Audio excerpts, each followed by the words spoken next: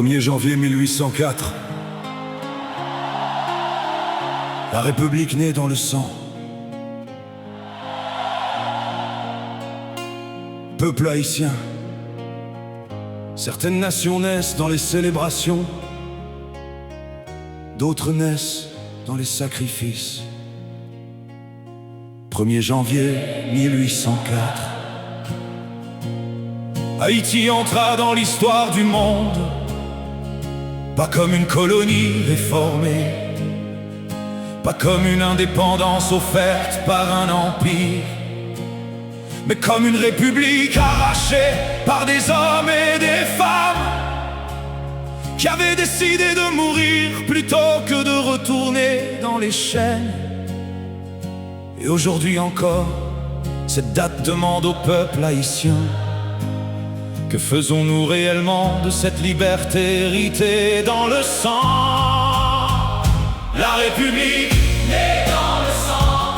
Les ancêtres ont payé la liberté avec leur vie. La République naît dans le sang.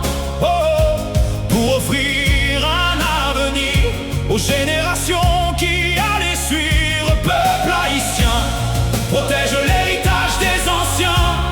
Une nation libre exige vigilance et responsabilité.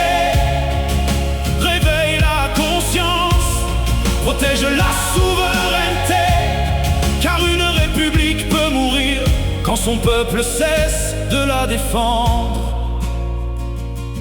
1er janvier 1804, le monde regardait l'impossible devenir réalité. Une colonie d'esclaves devenait une nation libre et souveraine. Les empires tremblaient devant cette déclaration historique, car Haïti envoyait un message dangereux pour l'ordre colonial établi. Jean-Jacques Dessalines proclama l'indépendance au nom des générations humiliées, au nom des corps brisés dans les plantations incendiées, au nom des ancêtres morts sans jamais connaître la liberté, et au nom des enfants qui devaient naître dans une terre libérée. Oh, mais les ancêtres savaient déjà qu'obtenir l'indépendance n'était qu'un début, car une république fragile peut encore tomber dans les divisions et les abus. Oh, ils rêvaient d'une nation forte, digne, capable de protéger son peuple, pas d'un pays où les générations futures apprendraient seulement à survivre dans les ruelles. Le sang versé pour l'indépendance devait devenir une responsabilité nationale, pas simplement une date répétée dans les cérémonies officielles. La République naît dans le sang. Les ancêtres ont payé la liberté avec leur vie. La République naît dans le sang. Oh, pour offrir un avenir aux générations qui allaient suivre. Peuple haïtien, protège l'héritage des anciens.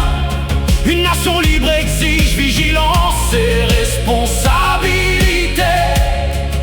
Réveille la conscience, protège la souveraineté, car une république peut mourir quand son peuple cesse de la défendre. Peuple haïtien, écoute attentivement ce que 1804 nous enseigne. Les ancêtres ne rêvaient pas seulement de remplacer des maîtres par d'autres systèmes. Ils rêvaient d'une nation capable de marcher debout devant le monde, un peuple conscient de sa dignité profonde. Mais aujourd'hui, combien respectent encore le poids réel de cette indépendance? Combien comprennent que la souveraineté demande plus que des discours pendant les commémorations? Une république se fragilise lorsque la corruption détruit ses institutions, lorsque les divisions remplacent la conscience de la nation, lorsque les enfants du pays perdent espoir en leur propre avenir et que plusieurs voient l'exil comme unique chemin pour survivre. 1804 ne doit pas seulement inspirer la nostalgie historique. Cette date doit réveiller une responsabilité collective et politique, car les ancêtres ont laissé au peuple haïtien quelque chose d'immense. La preuve qu'un peuple noir pouvait renverser un système considéré invincible. Les ancêtres ont donné leur sang pour construire la République. Mais chaque génération doit encore décider si elle veut la protéger ou la laisser s'effondrer lentement. La République, née dans le sang, porte encore les rêves des combattants de la liberté.